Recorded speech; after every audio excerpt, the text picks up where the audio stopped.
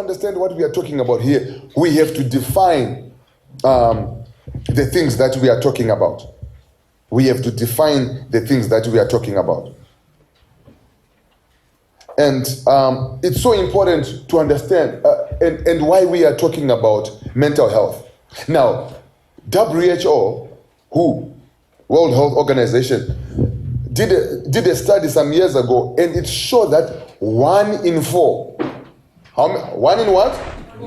1 in 4 people in the world suffer from, thank you for repeating that, suffer from a mental or neurological disorder of some sort.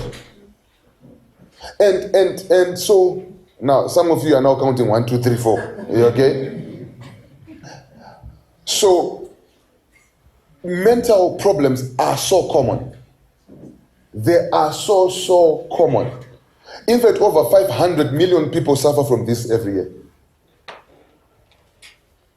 And it is the most neglected area of our health. And you're going to see why. And it's so sad. And the reason why we decided to take this initiative is that over the years I've been working in the mental health space since 2002.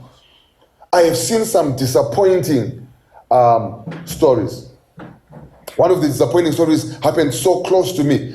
My own late brother, when he came from the war, you know, he had PTSD. We did not know. And I still remember vividly, he used to be tied to the tree. And we would not help because we did not know any better. It's only when I realized that this guy was suffering from post-traumatic disorder, so he wouldn't sleep. In the evening, he would have vivid recollections of everything. He would act as if he was in the war. And we thought it was some witchcraft. Years down the line, I lost 2 of my friends. These were medical students. I lost one when we were in final year. A close friend of mine, brilliant guy. And what happened is this: the weekend he committed suicide. He left his bag. I was in res. He was out of res. He came and left his bag in my room. And he asked us and said, "What is the best way to kill yourself?" And we discussed, laughing. And the next Sunday, he did exactly what we discussed. We did not see it. We did not know it. And we lost a friend. 2 years down the line, we are now doctors. I lost another friend. This one was a good friend of mine because we were together at high school. We were in the same class in medical school. Died from an overdose. And he died right there watching TV in front of a television. When we were called, the guy was gone from an overdose. And all that is mental health. And among us, especially the black community, we don't want to talk about it. And the reason why is our explanatory system that we have, whether you are Christian, whether you are traditional, mamepo, demons. And that's where the problem is. So nobody wants to come out because nobody wants to be labeled. But when it is TB, it's everybody, or diabetes, dine sugar. We are so free. Dine sugar yangu. You can say, I got my hypertension, which is fine. But we also need to come up in the same way, because this is not, if it was spirit, then the medication would not work. Then people would not get better. And I'm saying this as a pastor in a church, because I've seen pastors needing depressive medication. And we have lost some because of hiding. So that's why we need this awareness. And so we've got so many, and one of the reasons why we then decided for this topic, parent and student, is because over the years, I have been dealing with so many students from within and from without, from local universities, from local schools, from Australia, England, wherever you can, from Russia. And yet these are things that we could stop by awareness. Because nobody, for example, starts to drink beer and say, you know what, I want to be a nonsense. Everybody think they're in control. And at some point they lose control, and we do not know that they've lost control. And sometimes we wait so much that they are far gone. Sometimes if a 30-year-old is brought to me, he's been drinking for 15 years. I need a miracle right there. So the earlier we take action, the better. So we are going to go through on certain things that I feel that we need to discuss. But let me just give you the definition of health. Health is the state of complete. This is the WHO definition. So when you are talking about health, you cannot talk about health without talking about mental health. And all our lives we talked about health. We go and exercise, we eat good food, and we forget our psychology. So there is no health. So health is the state of complete physical, mental, and social well-being. Not merely the absence of disease, of diarrhea, especially here, or HIV, or whatever the case might be, but it has to do with your psychology. So most people are unhealthy. They think they are. So you can find a good monya, very sick.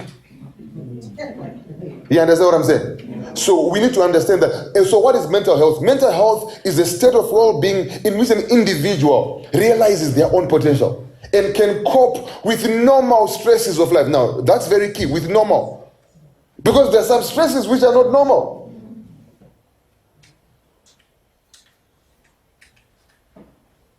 Some stresses which are not normal. I had a guy who was my patient some few weeks ago.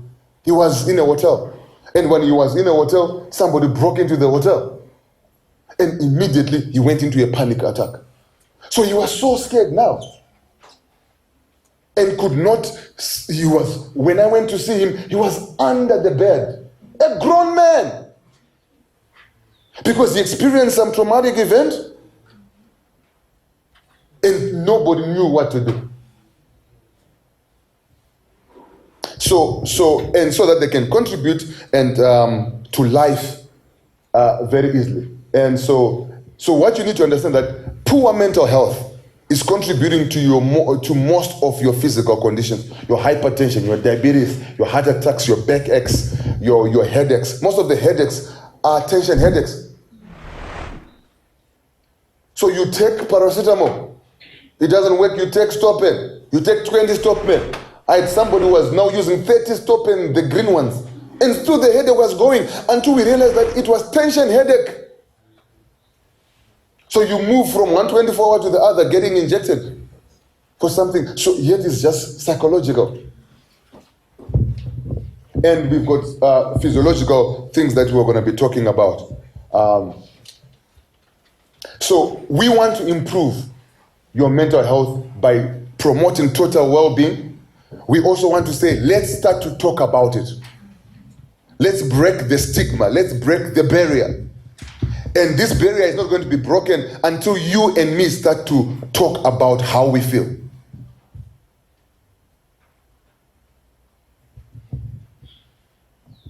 And we also need to encourage each other to screen ourselves. And when you know that something is wrong, you must take the initiative to screen yourself. And seek early treatment, not to hide. Africans, we hide through prayer. I can bet you if I do this PHQ at all those mountains, 3/4 will need treatment. And if we treat them, they'll probably stop going to the mountains.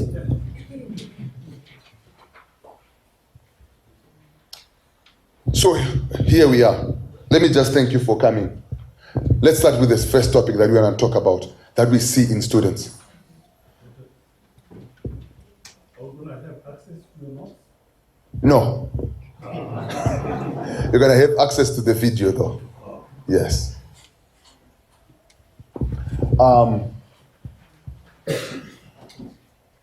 The first thing that I've seen, especially with students, this particular one was meant for those who are going especially to university outside and things like that. I then got calls and said, look, you should have also done this before schools open so that you'll also focus on the Form 6s and Form 4s. It didn't cross my mind, but I think we were going to do it next time. But we have to look, especially looking at those young teenagers or grown-ups who are still young, who are going somewhere, and these are the questions that they are going to face. Sexual orientation. And as parents, how many parents who are here say, look, we have discussed about sexual orientation with our child, with our girl child, or with our male child? What is sexual orientation? Sexual orientation is about who you are attracted to, and you want to have relationships with, who you feel romantically attracted to. And you'll be shocked because in our schools, even in secondary schools, we have had these problems. It's there and nobody wants to talk about it. The years I went to school, in the school that I went to, I'm not going to mention the name, there were these issues. It was an all boys and there were issues of sexual orientation. But everything is hidden. But in this world now, this is a topic that you have to discuss with your own child, especially before they move out of the house, before they go to university, because this is something they're going to face. They're going to face. Now, the sexual orientations that are there is you can be gay, you can be lesbian, you can be straight, you can be bisexual, you can be asexual. How many of us have discussed that and say, oh, you can be, bisexual is there? Okay, now these are the decent ones. There are some other ones which we are not going to put, which are, Now, and the reason why I'm doing this, as a pastor, I've got my own convictions and my faith convictions, which I will mention. And I will not be shy. But in the books of psychiatry, homosexuality is no longer a disease. It was removed. And the reason why I'm talking about this is because so many parents have come to me and say, my daughter is gay. Treat her. Oh, my son is gay. Treat him. Admit him. Do whatever. And they'll come to me, oh, you're spiritual, you're a pastor, you're a doctor, do something. So we need to solve this thing before we get there. So every parent must have a discussion with their daughter, with their son, and say that who are we? You must be comfortable with who you are. And have a discussion and agree that no, even if we are not there, even if you cross the seas, you're going to remain this. Difficult to say. But it must be done. Because if you don't do it, you don't see your daughter for 5 years, the day is going to come, she's already gay. You go up the mountain, you are just getting money for nothing or something. You get what I'm saying? So we have to discuss this now. Now, sexual orientation is different from gender identity. And gender identity has to do with how you physically are. Are you male or female? In other countries now, you don't put the gender of a person on their birth certificate. You just give them a name. It now says that the law says in those countries they are going to decide which gender they are at the age of 18. So it's only that we are in a conservative environment in Zimbabwe, but other African countries have already it's now legal, it's normalizing and everything. In fact, in other countries, in other counties in America, if you are a pastor and you speak against gay, it's hate speech and you go to jail. So I'm so happy I'm in Zimbabwe. Are you getting what I'm saying? But we have to discuss this. And what we need to know is, listen, the gay agenda is a well-funded agenda. It's well-funded. It's got more money than most of the agendas. It's got more money than the church. It's $1 billion. It's being pushed, and it's being pushed at universities. It's being pushed, and the people have got money. So your kid must know that these people will have money. They will have real money. They'll be driving the drop tops. They'll be driving the Ferraris, and they are there to slay your child.